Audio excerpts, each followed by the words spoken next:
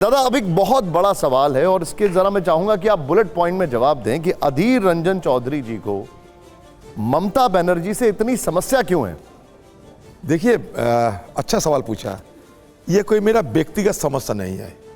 मैं खुले आम सबके सामने कह रहा हूं, देशवासियों के सामने, मेरे साथ किसी का कोई व्यक्तिगत दुश्मनी तो नहीं है।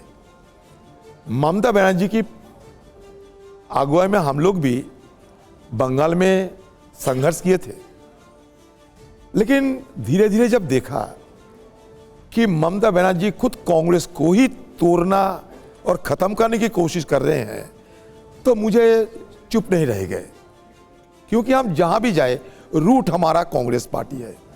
और ये ममता बनर्जी, देखिए, मैडम सोनिया गांधी, हमारे late prime minister Rajiv Gandhi ji की मदद से ममता बनर्जी बनी, लेकिन फिर उन्होंने उस पार्टी की अगर खत्म करने की कोई कोशिश करे तो कांग्रेस पार्टी की एक आम कार्यकर्ता की हैसियत से मैं कैसे चुप रह सकता। तो मेरा विरोध नीतिगत विरोध है। और मैंने कहा कांग्रेस विपक्ष की नेता भी बने और सारे हमारे विधायकों को स्वीकार करते हुए, तोड़ फोड़ करते हुए, जहां जो मिला उनको सब खत्म कर देते रहे। और मैं जिस डिस्ट्रिक्ट से आते हैं ना, आपको एक छोटी सी घटना बताऊंगा, आपको समझ जाओगे आप कि किस तरीके की ये विरोध के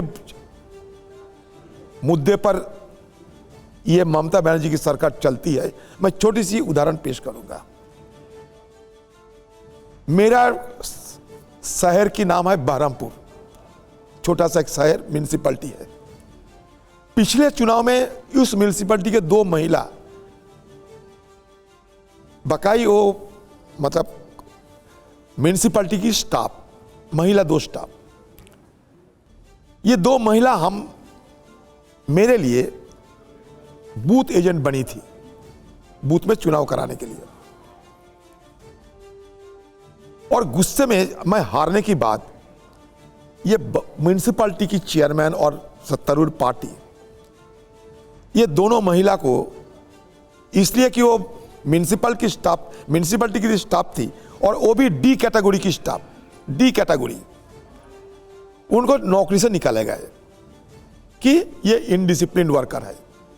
हो गया, हाई कोर्ट गए, हाई कोर्ट फिर उन लोगों को मतलब वापसी करने के लिए ऑर्डर दिए और उनको फिर वापसी हो गए। और इसलिए कर रहे थे सस्पेंड कि उनको तनख्वाह तुरंत बंद किया जाए। 2 महिला, डी कैटेगरी की महिला, गरीब, तनख्वाह बंद करते हुए इनडिसिप्लिन करार देकर एक बार तनख्वाह बंद किया। फिर जब कोर्ट की ऑर्डर से वापसी हुई, फिर बदले की भावना को देखिए। ये 2 महिला, 2 प्राइमरी, जो म्यूनिसिपैलिटी के जो प्राइमरी स्कूल होते हैं म्यूनिसिपैलिटी की, वहां डी कैटेगरी की स्टाफ है। ये 2 महिला को फजूल मामला तैयार करके फर्जी सारे चीजों को सामने रखते हुए पॉक्सो में फंसा दिया। अच्छा, दुर्भाग्य की बात यह है, पॉक्सो मतलब यौन शोषण होते हैं 2 महिला के खिलाफ और डी कैटेगरी की म्यूनिसिपैलिटी की स्टाफ। और एक स्कूल में ना कोई बच्चा है ना कोई बच्ची है, फिर भी पॉक्सो केस में फंसाए जाते हैं। मतलब स्कूल अभी खाली हो गए, ना कोई बच्चा है ना कोई बच्ची है, लेकिन फिर वो डी कैटेगरी स्टाफ को बदले की भावना से उनको पॉक्सो केस में फंसाए जाते हैं। पुलिस उनके लिए केस दर्ज करते हैं, किसी की बयान लेकर, बच्चों की बयान लेकर और एक जगह एक सोशल वर्कर की बयान लेकर। हो गया। दूसरे स्कूल में जहां 250-300 बच्चे पढ़ते हैं और डी कैटेगरी की जो स्टाफ, वो पढ़ाते नहीं लेकिन काम करती है, उनको पॉक्सो केस में फंसाया जाता है, तनख्वाह बंद। अभी उनको जो जुलूम करना है करते जाते हैं। अच्छा, फिर क्या हुआ, ये जब कोर्ट में जाते हैं तो सरकार खुद की जेब, सरकार राजकोष की पैसा खर्चा करते हुए कोर्ट में इनकी खिलाफत करते हैं।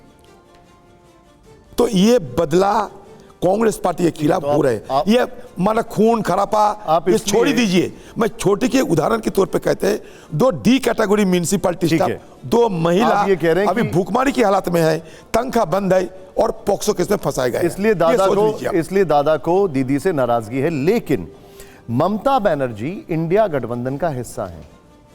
बंगाल में गठबंधन हो ही नहीं पाता। कुछ नेता कहते हैं कि जब जब दीदी से बात होती है, अधीर रंजन चौधरी रायता फैला देते हैं। ऐसा तो मुझे पता नहीं मैं क्या किया। आपको लगता है कि बंगाल में गठबंधन होना चाहिए किसके साथ? दीदी के साथ? और देखिए, जो मेरे दायरे की मुद्दा हो उसमें बात करो आप, अच्छा लगेगा। क्योंकि मैं क्या करता हूं, मैं क्या किए हैं सारे, लेकिन दादा सब आपके सामने है। आपको ममता बनर्जी में खामियां दिखती हैं, राहुल गांधी को क्यों नहीं दिखती? राहुल गांधी जी को शायद आप लोग सही मायनों से पहचान नहीं पाए।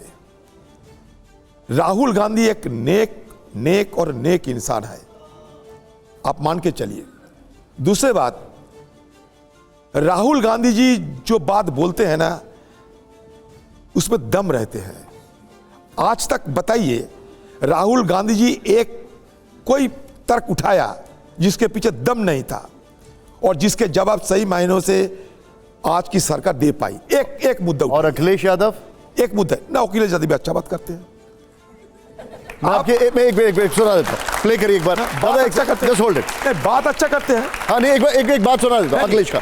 अखिलेश बात तो अच्छा करते हैं। हाँ ठीक है, मैं बात ही सुना देता हूं। बात करते हैं एक बार मैंने आगे राहुल गांधी के खिलाफ, राहुल गांधी के बारे में आपने सवाल पूछा, ठीक है। तो मैं राहुल गांधी के सवाल तो पर स्पष्ट करे, उसके साथ किसी का तुलना अब करने के लिए मुझे सवाल ना करे। मैं तुलना की बिल्कुल बात नहीं कर अखिलेश यादव अच्छा बात करते हैं, सबने अच्छा बात करते हैं, लेकिन राहुल गांधी जी के साथ सरकार की जो टक्कर होते हैं, ठीक है दादा, मैं उस टक्कर अखिलेश में राहुल यादव गांधी जी की आज तक ऐसा कोई तर्क नहीं उठाई जिसका पीछे कोई मतलब ठोस बजाय नहीं थी, और जिस तर्क को खंडन करने में आज की सरकार विफल रही। ठीक है दादा, मैं अखिलेश यादव की एक बात सुना देता हूं, फिर आपका रिएक्शन लेता हूं। प्ले करिए जरा। पूरे देश में अगर भारतीय जनता पार्टी से कोई मुकाबला कर रहा है तो यहाँ की मुख्यमंत्री आदरणीय ममता बनर्जी जी मुकाबला कर रहे हैं। क्या वो कह रहे हैं पूरे देश में अगर आप बीजेपी से कोई मुकाबला कर रहा है तो सिर्फ दीदी है। कलकत्ता गए थे, कोई अपना काम में टीवी का फुटेज लेने गए थे, मिल गए। वो कर खाली लेना। फुटेज खाने गए थे? तो यूपी में क्यों नहीं करते गठबंधन? लेकिन टीवी दादा, यूपी में टीएमसी है कहाँ? नहीं है तो क्या है, बनाएंगे। कौन कहता है कि टीएमसी नहीं है यूपी ठीक में? है एक मिनट सर, एक मिनट जयशंकर नहीं जी, है यूपी में। ठीक है यूपी में चुनाव में उतरे थे टीएमसी के लोग। ठीक है, ओके। जयशंकर जी, अधीर जी, आपको पता नहीं याद होगा कि नहीं होगा, मैं अजीत के सवाल से आगे बढ़ रहा हूँ। नहीं कहिए। 2004 का चुनाव में आपके क्षेत्र में गया था कवर करने के लिए, हिंदुस्तान अखबार के लिए, और उस समय आपका जलवा जलाल अजब का था। और मैं अभी लोगों से बता भी रहा था कि साहब, उस म्यूनसिपैलिटी में जब मैं घूम रहा था तो सड़क किनारे जो नलियाँ थी उसमें से पानी निकाल के पीने का मन हो रहा था, इतना साफ साफ पानी होता था वहाँ पे।